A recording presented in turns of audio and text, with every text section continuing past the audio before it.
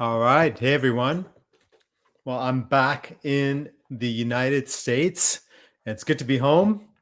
And so, hey, regular familiar background um, to do today's live stream. And while I was away, obviously, we went through the last of the previous administration. And yeah, as of today, we have a new president. It's President Trump, Trump 47, as I like to call it. And that's going to be the subject of today's live stream. Because when people have asked me in the past, like, hey, Paul, what do you think about this political change or the other? I'm like, interest rates are a bigger deal. Earnings are a bigger deal. Inflation's a bigger deal. Innovation's a bigger deal. But Trump 47, it's a big deal. It's a big deal. It's a big deal. It is going to change markets. It is going to require people to shift. I think, like, when I read what's on social media, people really seem to think that, hey, just buy the S&P 500, buy SPY, and you'll automatically make 12% a year, no problem. People are delusional. I mean, completely delusional. I mean, you made 12% a year if you bought in 2009 when prices were crazy low, interest rates were incredibly low, and they were flooding the economy and the markets with liquidity. And of course, nobody wanted to buy. How do we know this? Because the markets had just crashed. You don't get low prices because people are buying. You get low prices of that nature because everybody just wants out, right? So generally, when like prices are low, people are selling, and when prices are high, people are buying. And that's where we are today, like in 16 years later, just as the world is about to change, and everything that really caused all the things that people are focusing on, it's like they're looking backwards, right? And the truth is that to make money, you got to look forwards. You got to look forward. And as I like to say, when you look forward, you know what you see?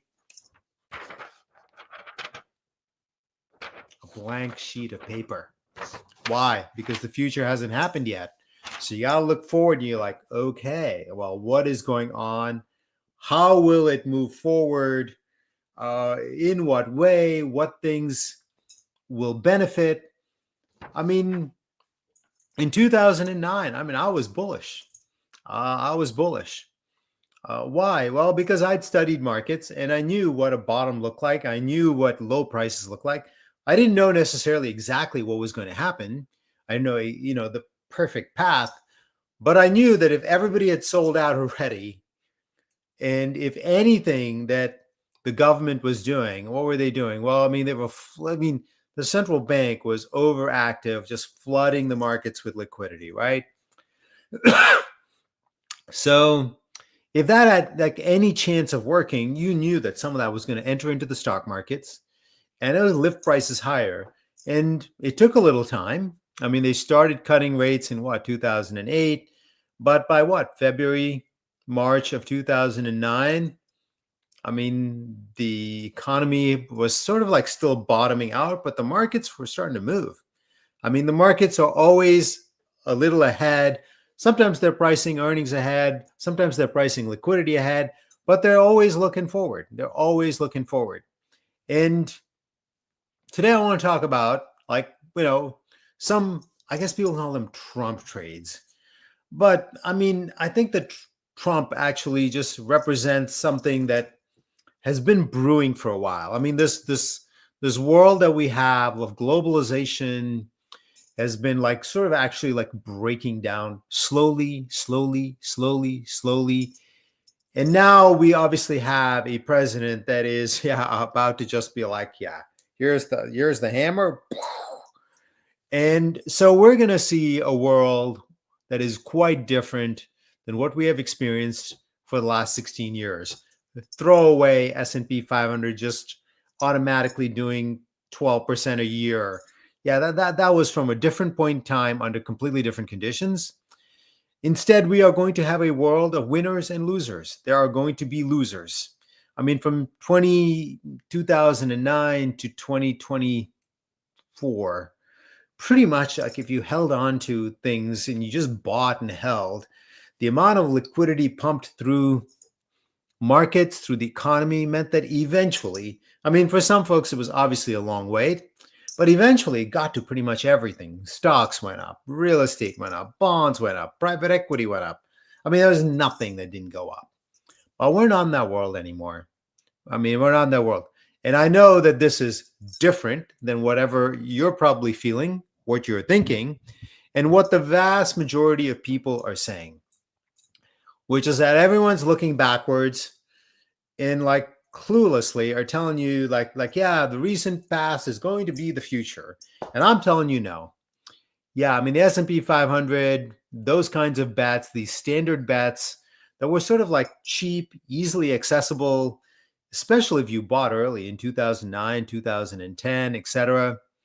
Yeah, I mean they've all been bid up. I mean you've got whatever, all these big tech companies trading for 25 times, 30 times earnings, all these like dividend companies trading for, I don't know, 7, 8 times sales and the same thing. Yeah, that's not going to be the thing that goes up, right? I mean, you're going to have to do something different because the world has changed a lot and is going to change some more. There's obviously all the technological change, which I've been telling you about for a decade. I mean, there's artificial intelligence most prominently, but there's crypto, there's autonomy. I mean, there's robotics, there's new energy. I mean, you know, all the big theme sets. I mean, genetics. I mean, they're all there. But on top of that, now we have big macro change that we have to consider.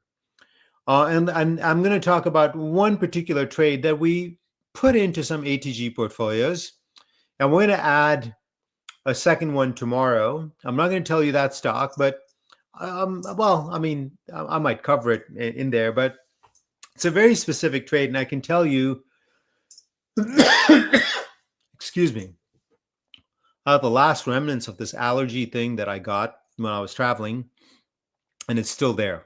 And I know all the advice on lemon and all of these things. I might have to stop for a second and go get some water.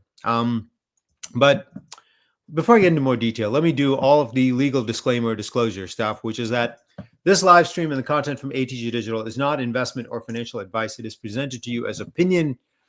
Use it as information, engagement, most importantly, entertainment. I mean, because, I mean, we live in a world where everything is entertainment. I mean, everything. So, and I know there's many people who write me and say, Paul, yeah, what you say and do and think is entertainment. So, hey, that's totally cool with me. All ATG Digital content may contain errors, oversights, and mistakes. What is the point of saying this? I mean, I still continue to get emails, messages from people blaming me for their losses from 2021.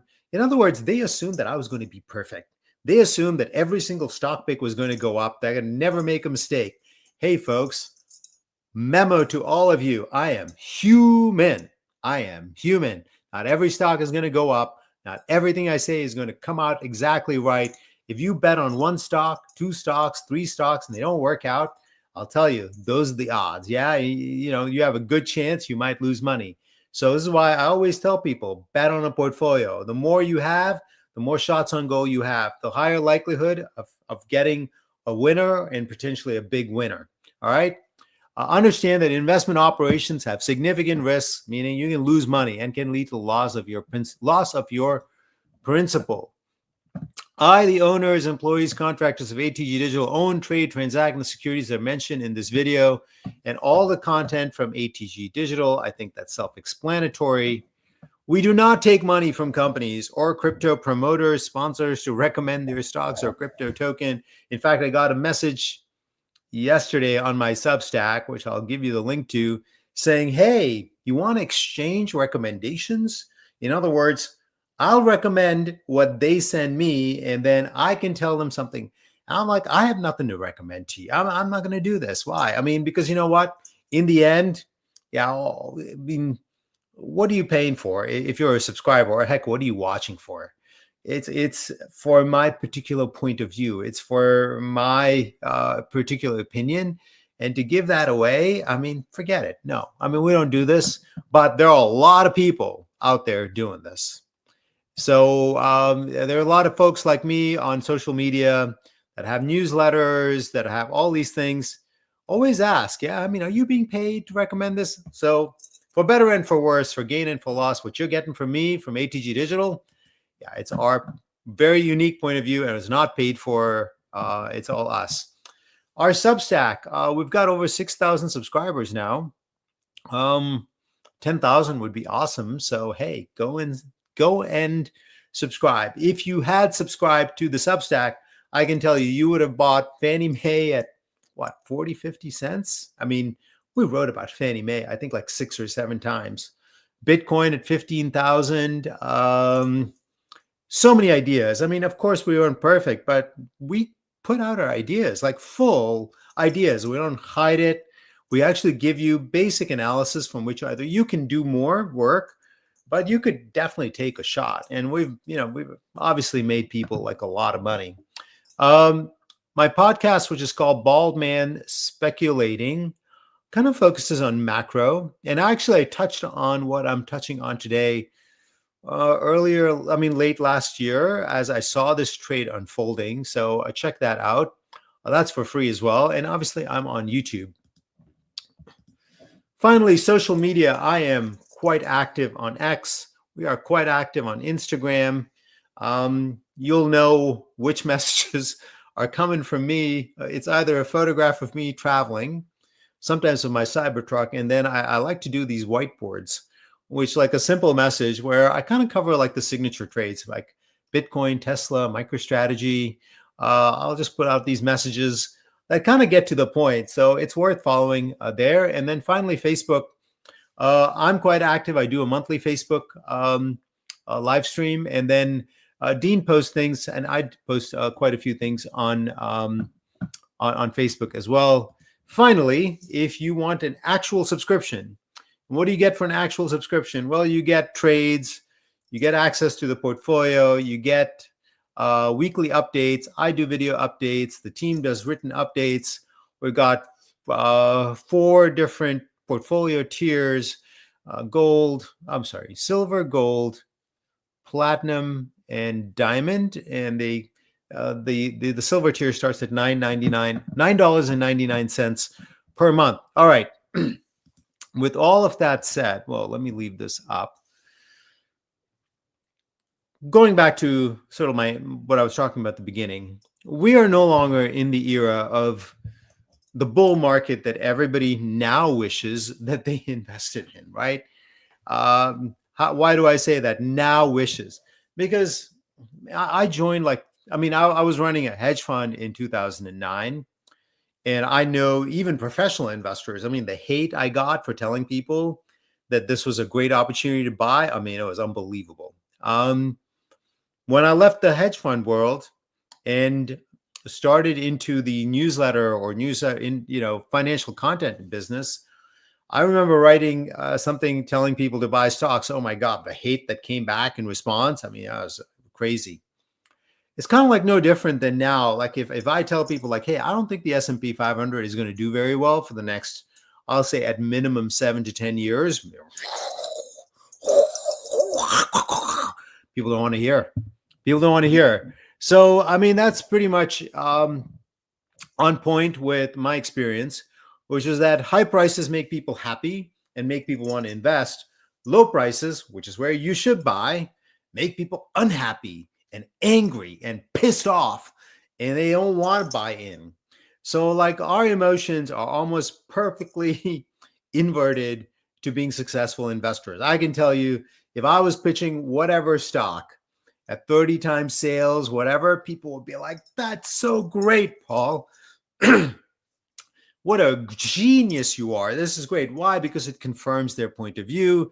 It confirms what they've recently done, which is the opposite, obviously, in 2009 or 2010, when prices have crashed, everybody's sold out, And what do people want to hear in 2009, 2010? In other words, the world's going to hell in a handbasket. Don't buy anything. So that is the nature of human nature in markets, which is high prices make us happy, which is when we buy. Low prices make us unhappy, which is when we sell. And generally, we don't seek out information, we seek out confirmation.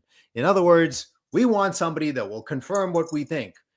Forget research, forget facts, forget evidence. Nobody cares. Nobody cares. That is my experience. So if you want something else, well, that's me. I'm going to tell you what I think. It is based on research. The vast majority of my time is spent reading, thinking, making content. And we take, I wouldn't call them contrarian stances. We take stances that are different than what other people are doing. And yeah, we've had bad years, but we've also had some incredibly good years. If you go watch last week's live stream, we had 2 people come on and say, our ideas had made them into millionaires. But it doesn't mean that every single idea is going to work. And it doesn't mean that every single year is going to be great. But we have conviction, we have courage, and we stick to things. And we have stuck with our opportunity growth and innovation stocks. And it's taken, 2021 was the peak. It's taken until sort of like the second half of last year. So 2.5 years in the wilderness. But hey, Bitcoin is at $105,000. And we rode it through the bottom, but we told people to buy. Right? Yeah. And there are so many. Tesla, I mean, there's another one. The whole crypto sector. So either way, I believe, our content, we're not going to confirm what you think, but we're going to give you our independent point of view. And we're going to be right enough that, if you take enough shots on goal, yeah, you're going to do okay. That's my experience. All right, getting back to on hand. This new world, Trump 47 is launching. And people who think that we're going to go back in time, like, oh, well, it's only 4 years, and then there is going to be somebody else that rolls this back. Yeah, no, that is not what's going to happen. We are accelerating forward into, I'll call, deglobalization. And this is the biggest macro change in my 30 plus years of investing. My entire career, which sort of begins, in the 1990s. I mean, we've sort of like, there were like several commonalities. One was globalization. The world just kept globalizing more and more and more, which meant that, we kept shipping jobs, production, manufacturing to other places. Initially, it was Mexico, then it was China. The other element was obviously interest rates, which kept going down. I'm not going to talk about that. If you're really interested in my views on interest rates, listen to my Bald Man Speculating podcast. I've laid out my view on interest rates there. And inflation. I mean, these 3 things were the same. And they've all reversed, right? We no longer have globalization. The interest rate cycle, and I'm talking about a 50-year cycle, is where, while we'll definitely have lower interest rates than where we have them today, like if you're on a 50-year cycle, and I've laid this out in various YouTube, we're like on an upward path, right? On an upward path. Doesn't mean that, we'll never have lower interest rates than where they are, because people write me confused by what I'm saying. But I'm saying the interest rates are on a 50-year cycle, and it ran from like 1980 to 2021, and now we are on the way up. And the same is true for inflation. So 3 things that underpinned pretty much every bull market from my career are no longer, they're for you got to think something else. No globalization, no lower, pricing in forever lower interest rates, forget that. And no longer pricing in continued lower inflation either. So you got to have something new. And starting, like, if you start at today and you're like, okay, Trump has been sworn in as the 47th president of the United States. He has made it very clear that he is not going to be one of these presidents that talks a lot and doesn't act. I mean, this one, Trump is talking and acting. And it is very clear that trade policy is going to be profound. Um, for our portfolios, I'm totally, we're totally ready. Why? Well, because we own 3D printing companies. As Trump tariffs China, other Asian countries, Mexico or Canada, anybody else, and says, hey, if you don't start buying enough of our stuff, like, yeah, we're going to put a tariff on whatever it is. And he also wants to bring production back because the idea is to grow jobs in the middle of the country. Because one of the unintended consequences of globalization was the hollowing out of the middle of the country, which was our production and manufacturing base. And we shipped all that to China. And we wanted to come back. So even if deals are made, I mean, companies get like the long-term trend has changed, and they're going to come back and they're going to put up plants over here, but it's not going to be like smokestack factories. I mean, those days are gone. Instead, we are going to see 3D printing farms. We're going to see new ways of making things. We're going to use artificial intelligence. We're going to use robotics. We're going to use autonomy. We're going to use self-driving trucks. We're going to use all of these new digital innovations to remake the industrial sector in this country. And I believe that, that goes through 3D printing. That goes through robotics. And that is, obviously the 3D printing companies are still, I mean, at whatever, 10, 15-year lows, et cetera. But that will change. And that is one of the central ideas. I'll be like, we're going to have an enormous 3D printing bull market. We're going to have an enormous digital industrial bull market. Which is going to take up laser companies. There's going to take up drone companies. It's going to take up all sort of like logistical automation companies. It is going to run for a while, and none of that really has any. Those companies are barely in the S&P 500, and even if they are, they're at such small weights that they could go up 10x in this bull market and would make no impression on the S&P 500. So that's one big theme that I believe everyone should be invested in, which is this reindustrialization of the United States. And that, I think, the easy trade there is 3D printing companies. Yeah, I get that they're not moved up yet, but that's the easy trade. Why? Well, we're just not going to simply like we're not going to put up factories like the way we did in like 1990s, which is when we started to ship all of our production somewhere else. Instead, we're going to use modern ways of doing things, which are definitely run through digital solutions. And 3D printing is a digital solution.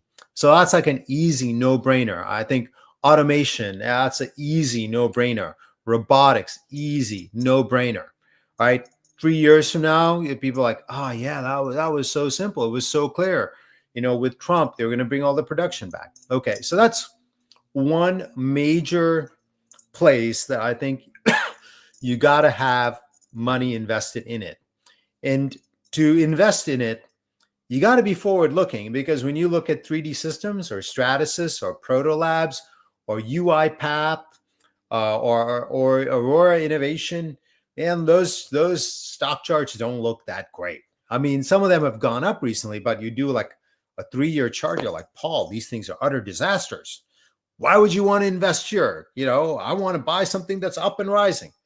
It's kind of like the same thing I tell you, which is like, people like to buy when prices are high, and they hate buying when prices are low. They also hate waiting.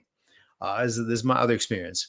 So that's one major area, which sort of like falls under the bigger, some people call it reshoring, right? I mean, and this bringing back of production. So that's obviously going to be, in my opinion, going to be a big trend, a big theme, and you're going to see winners come through there. The other places, we've talked about, which is that Trump 47 is going to cut a lot of rules and regulations, right? I mean, and if you think about I can think of like particularly, I mean, there's every sector is held back by rules and regulations. But if I think about it, there's two sectors that really have just been crushed under rules and regulations. One is crypto, and they are loud about, like, hey, we want, like, the boot off off our neck, right? And they have been loud and vociferous in asking for it. And Trump has obviously gone after that vote and has gotten their vote, and they expect, yeah, these rules to change. And in fact, this morning I saw a quote from the CEO of Bank of America saying that they're open to crypto as long as the regulators, allow it. They're open to crypto. So that's kind of known, right? I mean, and you got to have some investment in crypto, whether you want to own crypto itself or if you want to own the stocks. I mean, there's stocks like Coinbase, Robinhood, PayPal, Block, MicroStrategy. Obviously, the miners are there. So, I mean, there's an array of bets, and these are all in ATG Digital portfolios. So that's a second theme, right? Which is that bureaucracy, rules, regulations, which have just gone wild. I mean, for 30 or 40 years, we've just layered on more rules, more regulations, making it very difficult for any company that's doing anything different to survive. I mean, and that is going to change. So innovation-based companies are going to benefit. I think, self-driving trucks, which have been in experimental mode for 5 years, even though their results have been very good. I mean, we're going to start to see them. Self-driving cars. Yeah, I mean, before the regulatory bodies are like, stop these as much as you can. This is a place where you're going to start to see a boom that will incorporate EVs. Now, I know the rhetoric about Trump is that he's anti-EV. The thing is that I don't believe that that's the way to interpret it. He might be anti-EVs for all I know. I don't really care. The thing is, like, he's anti-regulation. And the biggest thing stopping autonomy and self-driving cars or EVs is really, this idea that, like, the future should be held back. And it should be held back because somehow it needs to jump through higher hurdles than far more dangerous technologies that, truthfully, 20 or 30 years were never tested. We're never really, like, examined, like we're examining new technologies. So with that, we're going to see the adoption of EVs and autonomies go through the roof.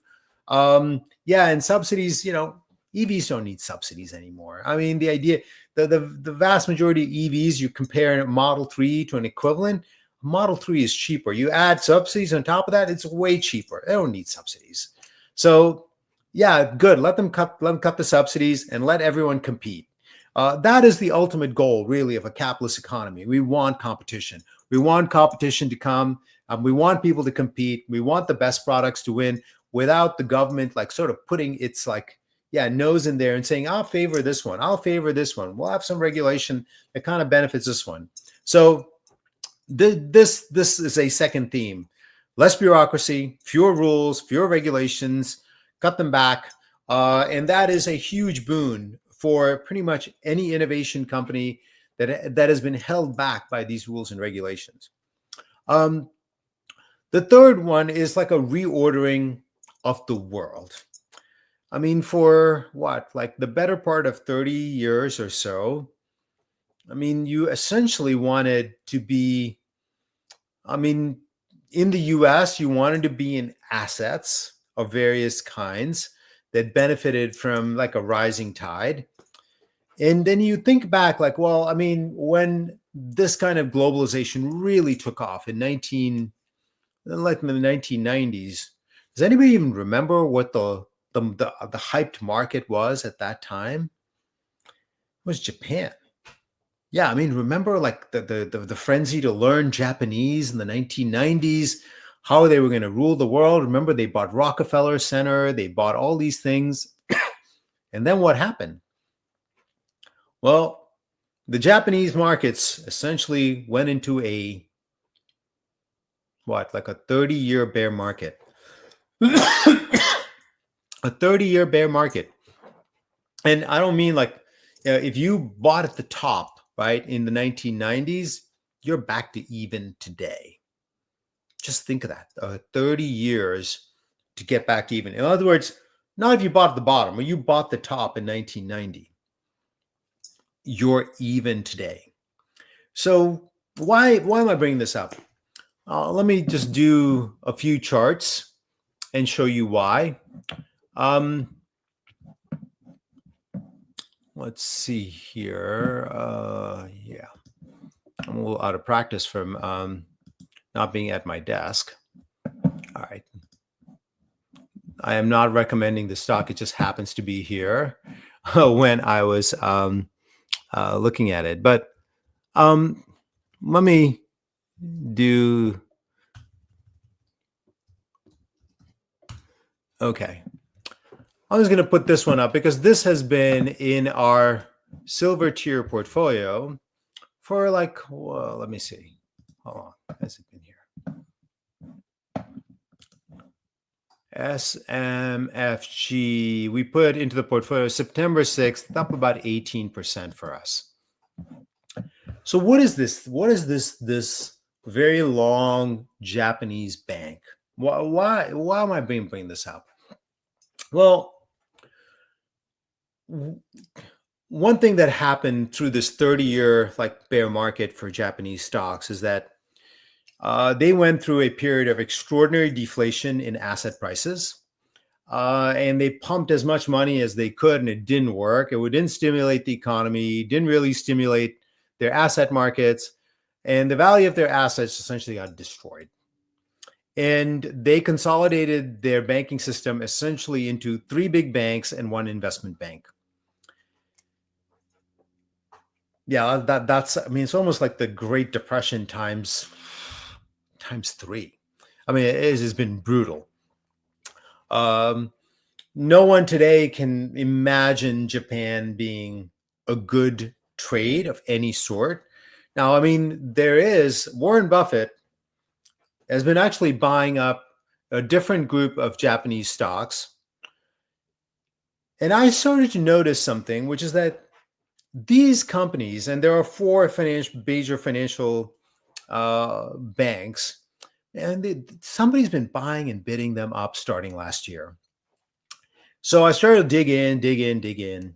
And at the time, it was starting to become clear that President Trump was going to be the likely nominee for the Republican Party, which was, I mean, again, not something that most people were really thinking would happen. They just couldn't think that comeback could happen.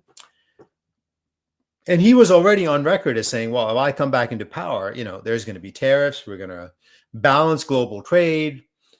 And I started to see that these banks, which have been like long dead, like, okay, I'm just going to show you how terrible this has been as a long-term investment. Okay, I'll just put a 5-year chart, which is kind of up, but you'll see here, it bottoms out like, in 2020, like this is the COVID crash at 4, and it's about 3%, right? There is, let's see, this is another one, another part of the Japanese, like the 4 big banks that dominate Japan. And this is the last one. You can see these are all up and they're being bid up, and they're all making 52-week highs. So what is going on that is making investors come and buy this? Oh, I realized I didn't really put up these charts. I always forget. Okay, this is a 5-year chart of SMFG, which is Sumitomo Mitsui Financial Group, a mouthful. And the reason it's a mouthful is because they merged all of these companies together, and that was their way of sort of like, hey, our asset markets have imploded, our economy has imploded. We essentially are going to have to somehow survive like a bunch of these. We can't let all of them go. Our country will go to zero. So they picked winners and they merged all these together. And and today they sit at a very unique point, which is that Trump clearly is going to favor allies. Japan is an ally. Japan is a very clear ally to the United States. China is not. Many of the countries in Asia, including India, which is got some of the best growth prospects, are not allies. I mean, India is neutral. Many of the countries that are fast growing, like Indonesia and Malaysia, they're not allies. They're, depending on the policy issue, they're either sometimes for us, sometimes against us, but they're not allies. But Japan is a clear ally, So here's what I believe is going on, which is that even under President Biden, there was like this reshoring, deglobalization was low key, but it was still going on. And I believe what's underpinning, whether it be Warren Buffett buying, these trading companies in Japan, me putting this one into the silver tier portfolio. Tomorrow we're going to put another one in. Remember, there's only 4. So, I mean, and they all represent the same trade. You don't need to own all of them. I think pretty much over time, they'll all do the same thing. But what is going on is this, which is that I believe that in the background, what is going on is that the companies of the world that made their bet on China for the last, let's say 30 years, maybe 20 years, are kind of been giving advance warning. You need to get out of there. You need to stop producing there, and you can bring it back to the United States, but you need to start getting out of China. You cannot locate your production facilities there and think that you can freely export back to the United States. You will be tariffed, even if you are an American company. And the world's companies are looking around and be like, well, you can't just get out of China like, in a day, in a week, in a month, or in a year. You're going to have to move this out slowly. And what is the old industrial power of Asia? Well, it's Japan. And I believe what you're seeing is that people are starting to move their assets into Japan. People are slowly starting to sort of like, even if they're not going to put up plants in Japan, because Japan has a major population problem, they can sort of put up maybe a subsidiary there. And if you're still going to use like an overseas kind of thing, if Japan is going to, in all likelihood, have most favored nation status, or be a preferred ally, people are going to start to move money, assets, capital to Japan. And what's a natural beneficiary of it? Well, it's their banks, of course. Their banks. The money's going to start to flow in. And of course, on a value basis, the Japanese banks are dirt cheap. Like they're crazy cheap compared to Western banks, like very, very low. So this is a secret trade that is ongoing right now, where you can benefit from arguably the biggest macro shift in the last 40, 50 years, which is a complete turn from what has been like almost like the rule, globalization, to I think initially is going to be a soft-ish like deglobalization, unglobalization, because companies have spent 20 or 30 years and the government pushed them into doing this. They encouraged them. They said, go set up your plants over there. Don't worry about America. Don't worry about employment here. Go do all that. They encourage them with tax policy, with fiscal policy. They encourage them. So they have to give them a little bit of time to move all this back. So the first phases are going to be kind of soft. And then from there, we'll start to get harder. And this is going to happen over 20 or 30 years. I mean, globalization, took whatever, 40, 50 years. Deglobalization, unglobalization is also going to happen slowly over time. However, we can start to see winners and losers already. I mean, obviously, in this scenario, I'm not going to be buying too many Chinese stocks unless it benefits from something that China, the Chinese domestic market can deliver. But here, we can buy into a crashed out, cratered Japanese market that we can see. How can we see it? Well, because we can see investors bidding the prices of these banks up. I said that there are just 3 or 4, and here's the other one, and you'll see. I mean, this is a 5-year weekly chart. Yeah, I mean, it looks like a huge bull market, doesn't it? I mean, investors are buying it up. This is the other one. And then this is the investment bank that Japan survived. In other words, they kind of like just consolidated all their financial sector into these four things. Now, there are others, but these are the major ones. And my view is this, which is that as globalization deglobalizes, unglobalizes, Japan is one of the big beneficiaries of this. It is not a consensus view. It is not even a contrarian view. It is not even a view. Nobody's really thinking about this. But like many long fuse trades, Japan is something that I've been studying for a long time. Why? Well, I'm attracted to low prices. I'm attracted to assets that are just being given away for nothing. And that's kind of like where Japan is. I'm also interested in looking at when something major changes. It's very difficult to tell like who's going to benefit, right? And when you start to see long dead assets, I mean, the Japanese banks are like the deadest of like stocks. When you start to see them start to move, I'm like, what is going on? What is going on and why? And do their results actually confirm it? And yes, they do. I mean, these banks are now in rude health, but they're trading for crazy low valuations. Why? Well, because I would guess that if you talk to the average investor, they're far more excited to invest into China. And if you talk about Japan, they'll be like, Japan? Are you an idiot? Don't you know that they've been in a deflationary bear market for 30 years? Only a fool would buy there. But like I say, low prices and low sentiment, they go together. However, you make the biggest money by buying at low prices. So that was true, obviously, for the United States in 2008, in 2009.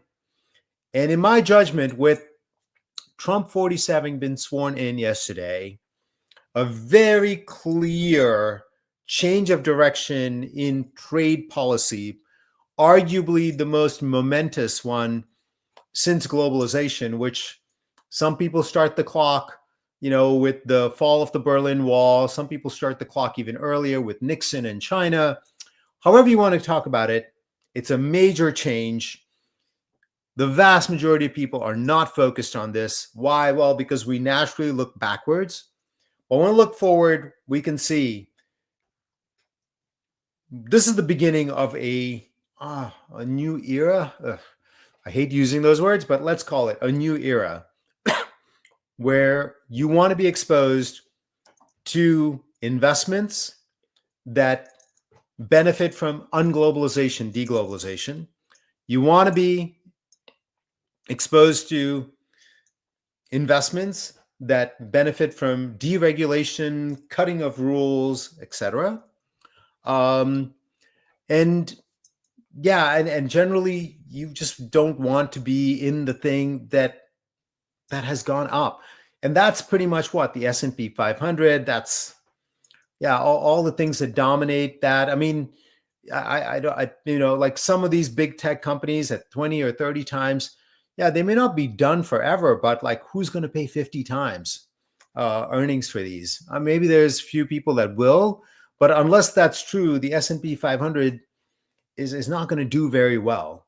Because while many of these companies, I mean, not the Japanese banks, but the innovation stocks. I mean, obviously Coinbase in the S&P 500, Robinhood is in the S&P 500, I believe. I'll have to check that. But many of these companies, they're tiny little weights, like 0.02%. I mean, they would have to go up 50, 70 times to start to make an impression on the S&P 500. So you got to do something new. You got to do something different. And the Japanese banks, yeah, we added one and we're up nicely. But this trade, just remember, has not really taken off, right? There's nobody talking about this, right? I mean, Warren Buffett's buying something else, but I haven't heard anybody else talk about this other than me. So, but we're putting this on. We're going to add, I mean, I feel so good about it. And with Trump taking office yesterday, I'm like, I want more of this. I want more of this in our portfolio. So we're going to add a second one to the silver tier. They pay dividends. They're not going to go up, 300%, in a year, but they will go up steadily. And this is, what I call opportunity. Opportunity means that it's something that is different, that has happened before, that very few other people are focused on. All right, that is the live stream for sort of topic du jour for today. Let's look at some comments, and we've got a few things here. Hugo there, I think this is in Portuguese. I have been actually in Brazil. I think that's pronounced bom dia. Am I right? Well, I think that's good day, and same to you. Nice scarf. Thank you, Guadalupe.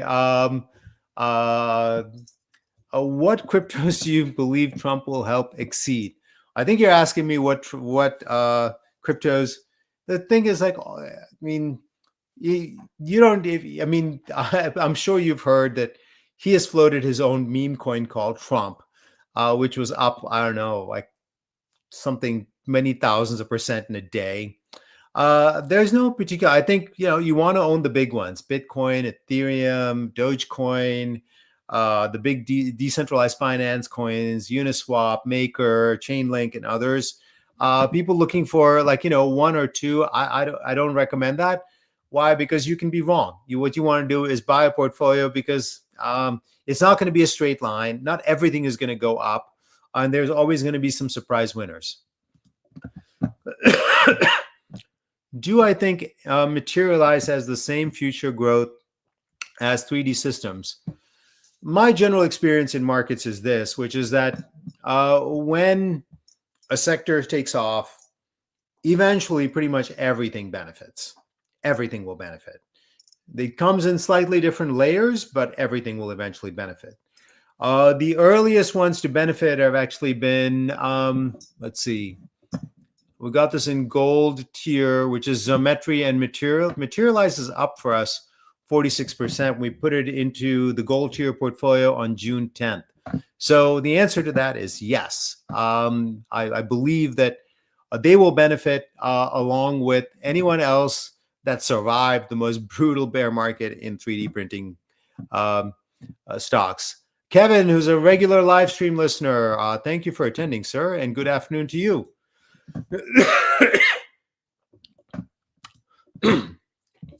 Sharonda says, hey, Paul, this is my first time being able to catch you live. I've followed you since 2018, and I look forward to receiving information from the great work you and your team do. Many blessings.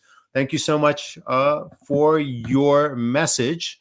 And I'm saying, if you are catching back up after being with me at Banyan Hill and subscribing to ATG Digital, take it slow, take it easy, build a portfolio.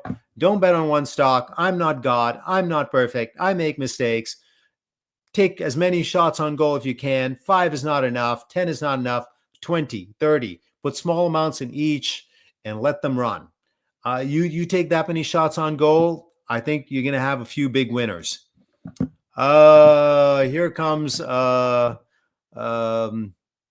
someone that's not that happy, and thank you. We'll move on. What happened to Profits Unlimited? Yeah, I mean, I'm not the publisher of Profits Unlimited. Banyan Hill Publishing is a company that was independent, and they fired me. They terminated my contract. So your lifetime subscription was not to me. You cannot subscribe to a person. It was to Banyan Hill and whatever else they wanted to do. I couldn't force them to keep me on staff. They terminated my contract, and that's what happened. So your lifetime subscription went to them. I never got paid for that. Why? Because it's a lifetime subscription, and they recognize that revenue over 15 years or something like that. So yeah, I did not disappear. If you were paying attention, I made a number of videos saying I was leaving. If you can go back on the YouTube channel and you can see from the time I've left, I've actually documented my leaving. You've just not been paying attention. Next thing. Thank you, Paul. I appreciate you and your entire team. Well, I appreciate you saying that, sir. And thank you for attending. Any insight on... There's no insight. Senseonics stock is up. Their rollout of their Eversense continuous glucose monitoring is clearly going well. Mankind is up. There's no new update there. They'll have new revenues come out, and investors will respond to earnings and the market overall. FNM, I don't know what FNM, I assume you mean FNMA, Fannie Mae, and the preferred. I have talked about all this. There's no update. These are all stocks that are doing well and will go up and down in a generally upward direction.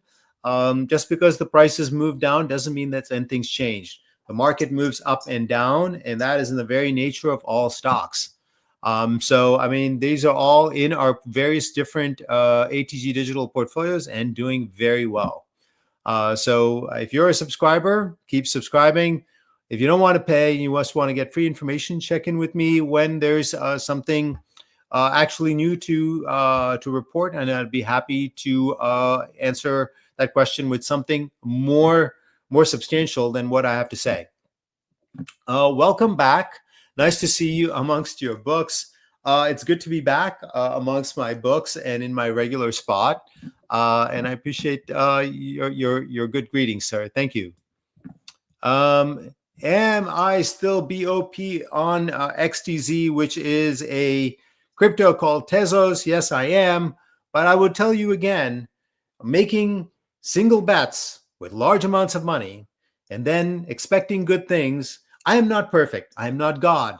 Yes, I am. But within the context of a portfolio, I could be wrong. I still might, there's a lot of things, as you might very well know from 2021 and 22, that I was bullish on that got cratered.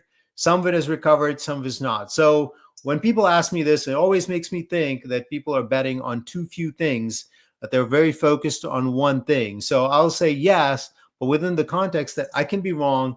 And if you don't own a portfolio of crypto and you don't own the most important ones, Bitcoin, Ethereum, Dogecoin, and the decentralized, those are likelihood better bets. In other words, I have a higher likelihood of benefiting than Tezos. Tezos is a coin that came out very early and has really not had a great history, but they do have a compelling value proposition, which is that they are one of the few blockchains where there is an activity that is unique to that blockchain, which is that digital artists are using that blockchain to mint NFTs, to make money, and through that, they've created a circular economy there.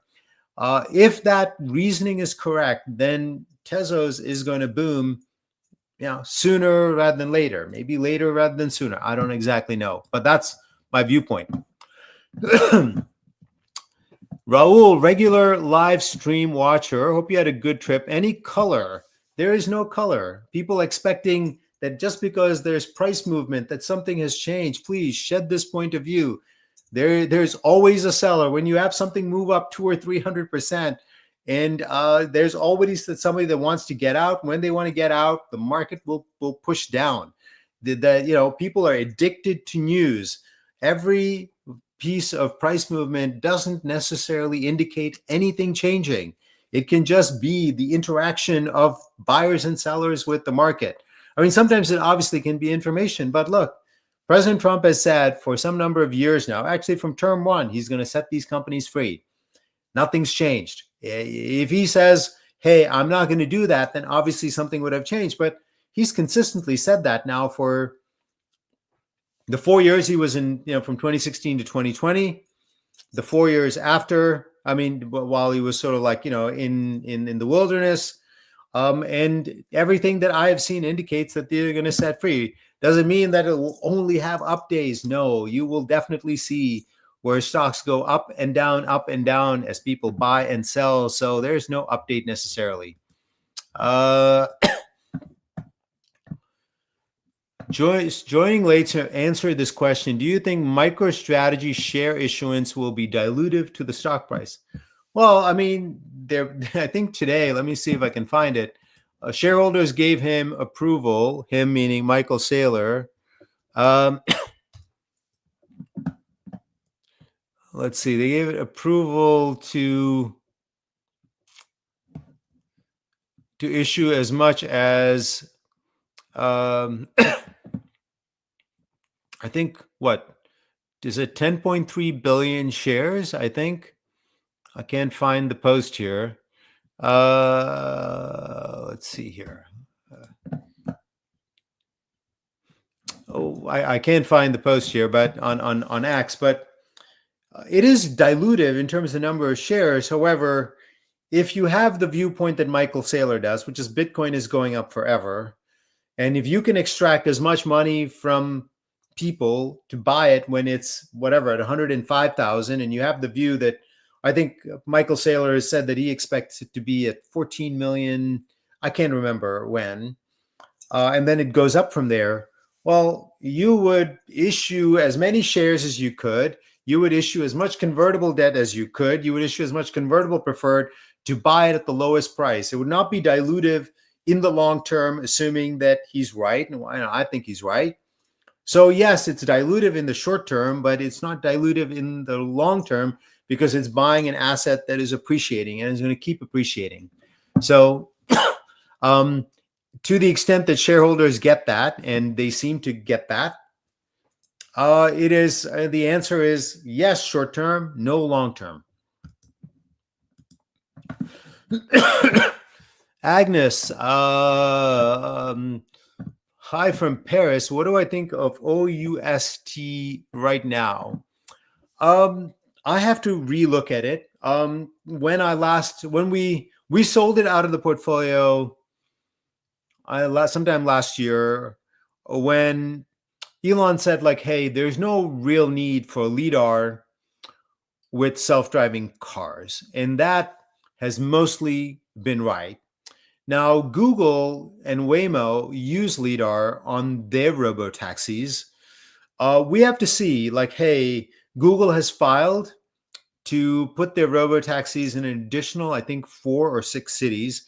If they're going to continue with LiDAR, and if they're going to partner with some car manufacturer that's going to use LiDAR, then I would go back in and buy Ooster because they are the premier LiDAR company. But for now, I'm just sort of like watching to see like, hey, who is the other company that is going to participate in robo-taxis? What are they going to do? Are they going to use cameras the way Tesla is, which is Tesla's only using vision, or are they going to use LiDAR? If we see that someone is going to use LiDAR, then Ouster is the company to own in that scenario. So we're not in it. It's on my list. I keep checking on it, and we'll know that it was right because people will come to start to bid this up because robo-taxis are a big business. And if a company like Google is going to become a major player here and they're going to use LiDAR, well, then they're going to have to like outfit millions of cars with LiDAR. And that will definitely make a difference to Ouster, however that is pronounced. Are the Japanese banks trying to recover from negative interest rates? Good job coming back from Banyan Hill. Are they trying to recover from negative interest rates? I mean, Japan was the earliest economy to try negative interest rates. It didn't really work. It didn't resuscitate their economy. It didn't resuscitate their asset markets. I mean, heck, the Bank of Japan, the Central Bank of Japan, at some point bought 30% of all the equity ETFs, and that didn't work. So negative interest rates are sort of like, something that happened. I would tell you to focus on stock prices, right?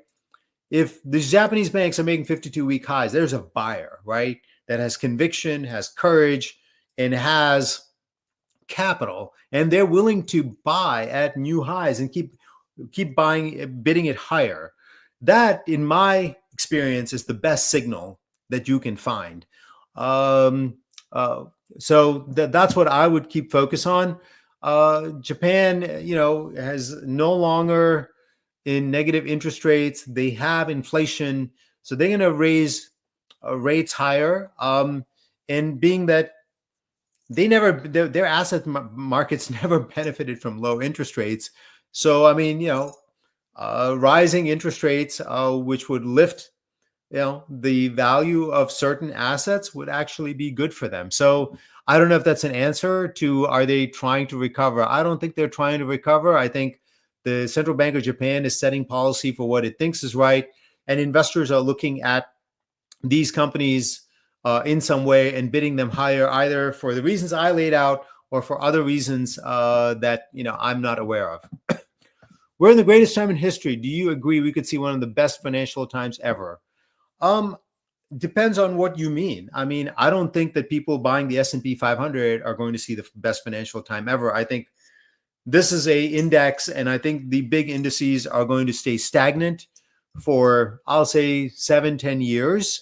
If you are in the correct investments, this could definitely be one of the best financial times ever. I do not think that for the overall, what people consider the stock market, I don't think so. I think it's going to be very specific investments that do very well. And if you're in the other things, you're going to see stagnant returns or down returns.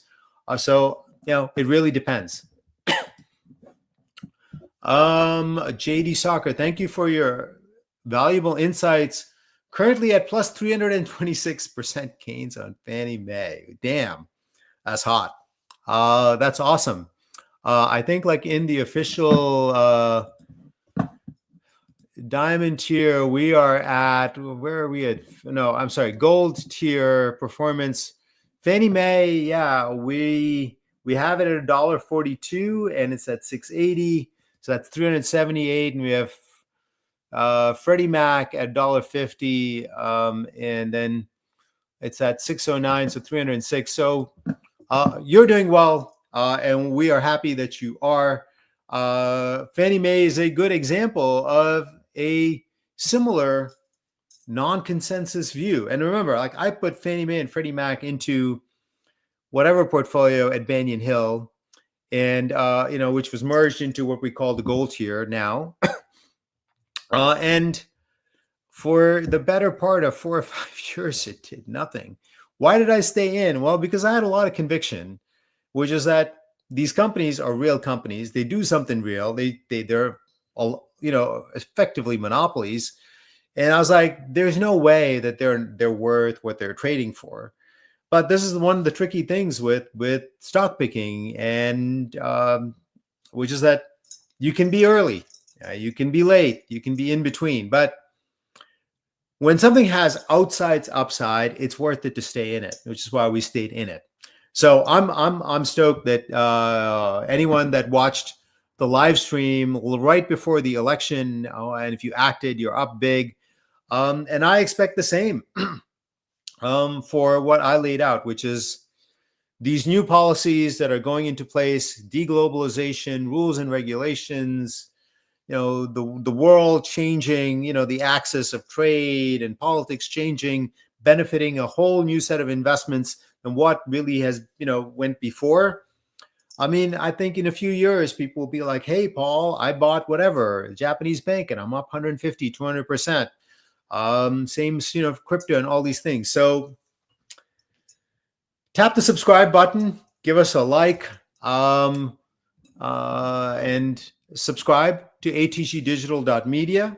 $9.99 per month is our introductory silver tier. And come back next week when my throat will be better, and we'll have some new investments, some new interesting things to talk about.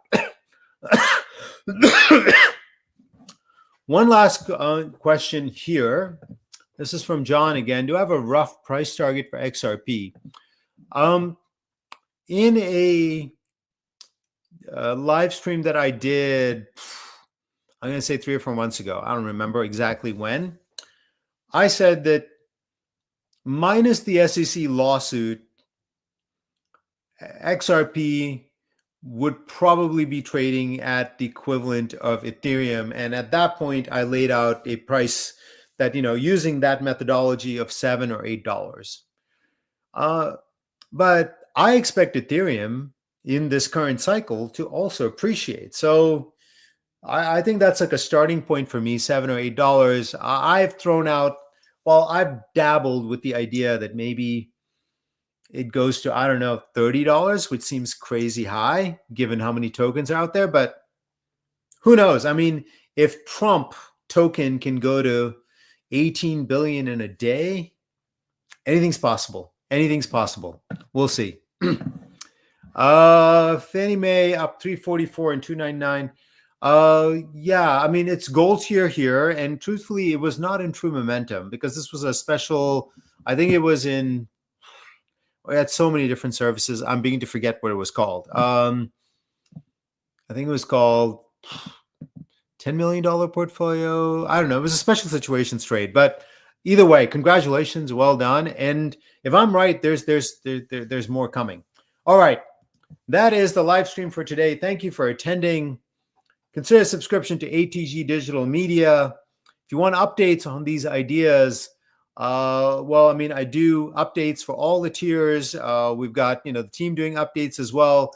And then you get also our new trades. Okay, some late questions coming in strong here. Any update?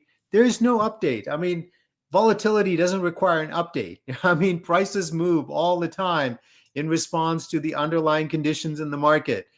Just because a price move doesn't mean that things change, right? I mean, a big change would mean like some event has happened, and then you'd see it. But MicroStrategy is a crazy volatile stock. It goes up, like almost twice as much up and down as much as Bitcoin. So there's nothing out there.